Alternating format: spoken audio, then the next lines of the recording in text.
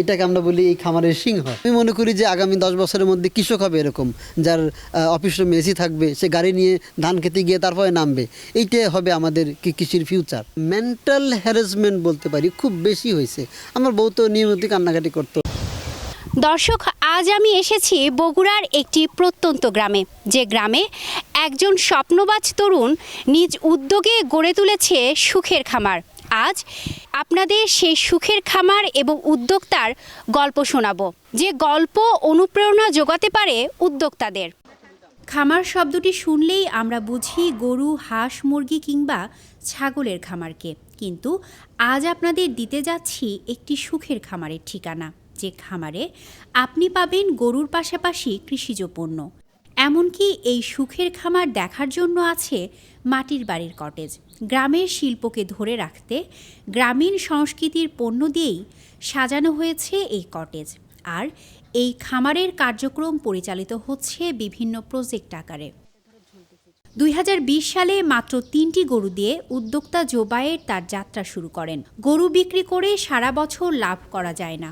অনেকের প্রচলিত এ ধারণাকে ভুল প্রমাণ করতেই বর্গা পদ্ধতিতে গরু পালন শুরু করেন বগুড়ার এই তরুণ উদ্যোক্তা। 2020 সালে ওই সময়টা চাকরির পাশাপাশি শুরু করি। 2024 সাল থেকে একেবারে সব ছেড়ে দিয়ে আমি শুরু করছি। কত টাকা মূলধন দিয়ে শুরু করেছিলেন?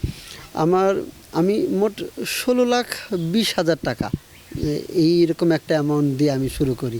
যদিও পুরো টাকা প্রথমে ব্যবহার করিনি। প্রথমে আমি এইরকম শেড বা খামার করার আগে ট্রাই করতাম যে আমি গরুতে প্রফিটেবল করতে পারি কিনা। আমি যেটা করছি, আমি প্রথমে 3টা গরু কিনছি। এর আগে তো আমি ট্রাই করছি, কিন্তু যখন আমি বাণিজ্যিকভাবে করবো ঠিক হবে, তখন আমি 3টা গরু কিনি। এটা আমি নাম দিলাম পাইলট প্রজেক্ট, যে আমি পাইলটিং করে দেখি যে এটা পসিবল কিনা। আমি যা কল্পনা করতেছি, যা দেখছি এতদিন, সেটা বাস্তব হয় কিনা। যখন এটা বাস্তব হয়েছে, তখন আসলে আমি আমার টাকাগুলোকে ব্যবহার করা শুরু করলাম। তখন আমি এরকম একটা পদ্ধতির মধ্যে চিন্তা করি যে মানুষের থেকে ফান্ড কীভাবে নিতে পারি। তখন যে আমি তো শুরু করেছিলাম গরু বর্গা দিয়ে, মানুষকে গরু বর্গা দিতাম। তাহলে এবার আমি চাই যে ভাই, আমরা একটা গরু বর্গা প্রজেক্ট করছি, আপনার কাছে যদি অলস টাকা থাকে আপনি আমাদের দেন, আমরা গরু কিনে এটা পালবো। আপনি যদি খামার করার ইচ্ছা থাকে, করতে পারছেন না, তাহলে আমাদের কাছে টাকা দেন, আমরা ওই টাকায় গরু কিনি। আমরা তখন এরকম ভাগ করে দিলাম যে 50,000 টাকা দিবেন, একটা করে ইউনিট, এরকম করে টাকা নিয়ে আমরা গরু কিনতেছি, গরু বড় করতেছি। 2020 সালে চাকরি ছেড়ে এসে এই প্রত্যন্ত গ্রামে গরু পালন শুরু করেন তিনি। শুরুতে চাকরি ছেড়ে কৃষিকাজ তার পরিবারের কাছে গ্রহণযোগ্য ছিল না। কৃষক পরিচয় দেওয়াটাও তার কাছে ছিল একটি বড় চ্যালেঞ্জ। সবাই তো গ্রাম থেকে শহরে যায়, তো আমি যখন ব্যাক করি, মানুষ শুরুতেই ধরে নিচ্ছে যে এই বোধহয় শহরে অনেক টাকা লোন করে দিন চলে না, এরকম অবস্থায় বউ বাচ্চা নিয়ে ফিরে আসছে। তাও কি নিজের বাপের বাড়ি যায় নাই, আসছে শ্বশুর বাড়ি। তো এই লোক আরও বিপদে আছে নিশ্চয়। তো লোকে এইসব নিয়ে টিটকারি করতো অনেক বেশি, যেইটা আমার জন্য একটা মেন্টাল হ্যারাসমেন্ট বলতে পারি খুব বেশি হয়েছে। আমার বউ তো নিয়মিত কান্নাকাটি করতো। আবার গরুর ব্যবসার সঙ্গে যেসব মানুষ জড়িত হয় সাধারণত হাটে, এদের ব্র্যান্ডিং খুব খারাপ। তাদের সঙ্গে মেশার ফলে লোকে আমাকে একেবারে নেশাখোর আখ্যা দিয়েছে, যে সন্ধ্যার পরে ফিলে এই নেশা করতেছে। এখন যাদের সঙ্গে মিশতেছে, এখন বিভিন্ন জায়গায় পরিচিত হতে গিয়ে যখন বলি আমি একজন কৃষক, হ্যান্ডশেক করে আমার মুখের দিকে তাকাতে, কৃষক মানে কি?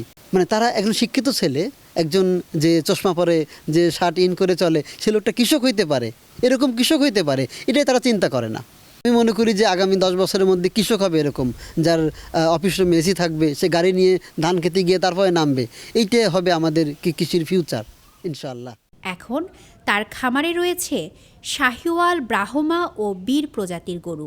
শখের বশে তিনি আবার কোনো কোনো গরুর নামকরণ করেছেন খামারের সিংহ ও কোরবানির রাজা নামে। এই গরুটা সম্পর্কে আমাকে একটু বলবেন। এটা একটা গির জাতের গরু, যেই গরুটা, গরুর গ্রোথ অনেক ভালো হয়।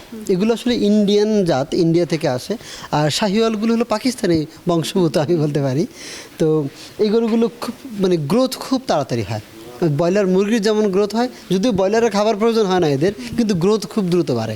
এই গরুটা সম্পর্কে একটু বলেন আমাকে।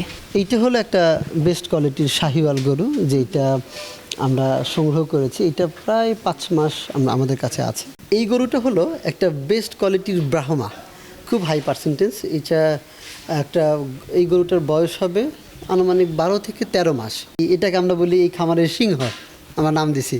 এইটার আমরা 3.5 লক্ষ টাকায় সেল করতে চাই। শাহিওয়াল গরু বেস্ট কোয়ালিটির, এটা একটা স্পেশাল গরু, কারণ শাহিওয়াল সাধারণত লাল কালার হয়, এই গরুটার কালার হলো কালো। ওর কোরবানি হইতে ধরেন যে আরও 2-3 বছর পরে এটা অন্তত 900 কেজি হবে, তখন এটার দাম হবে ধরেন কমপক্ষে 6 থেকে 7 লাখ টাকা। কি কি খাওয়ান আপনি? আমরা খুব সহজ এবং নর্মাল খাবার দিই। আমরা ওদের খাওয়াই খোল, ভুসি, ভুসি বলতে গমের ভুসি, আর একটু সোলার ভুসি, একটু খড়, ঘাস।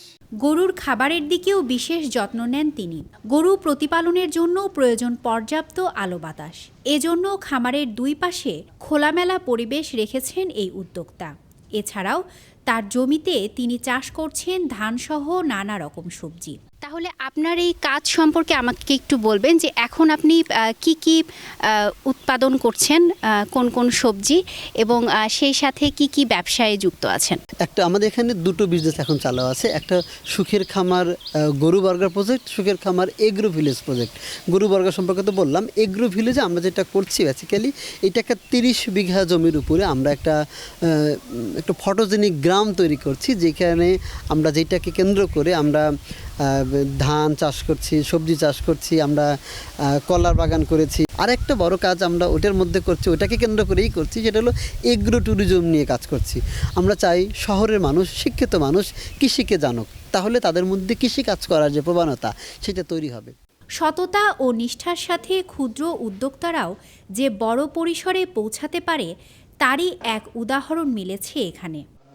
খামার ব্যবসার পাশাপাশি এখানে কর্মসংস্থানের সুযোগও সৃষ্টি করেছেন তিনি। রাজধানীর চাকরি ছেড়ে প্রত্যন্ত এই গ্রামের এই খামারে চাকরি করছেন কেউ কেউ। এ যেন এক ভিন্ন ধর্মী দৃষ্টান্ত।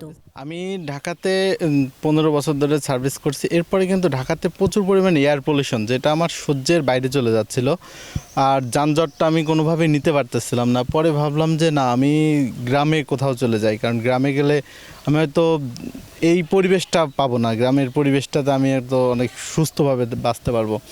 এই উদ্দেশ্যেই আসলে আমার গ্রামে আসা, এছাড়া অন্য কোনো উদ্দেশ্যে না। আর গ্রামে আসার পরে আমার কাজকর্ম বা অন্য কোনো কিছু বা শহরের সাথে যোগাযোগ, এই বিষয় নিয়ে আমার মনে হয় না কোনোভাবে আমার পিছনে গেছি, বরঞ্চ আরও সামনে আগাইছি। আমি ঢাকাতে যেরকম সার্ভিস দিতাম গ্রামে এসে হচ্ছে বেশি দিতে পারি, কারণ ঢাকাতে যানজটে আমার যে সময় নষ্ট হতো, গ্রামে এসে এই সময়টা আমার নষ্ট হচ্ছে না। প্লাস গ্রামে এখন নেট থাকার কারণে ঢাকার গ্রামের ভিতরে কোনো পার্থক্য আমার কাছে মনে হয় না। দেশের নানা প্রান্তে তরুণদের অংশগ্রহণ কৃষিতে এক অনন্য পরিবর্তন আনছে। আর এমন অংশগ্রহণে আগামী দিনে কৃষি হতে পারে বৈদেশিক বাণিজ্যের এক অন্যতম খাত। স্মৃতি সঞ্চয়িতা অর্থী, দৈনিক করতোয়া।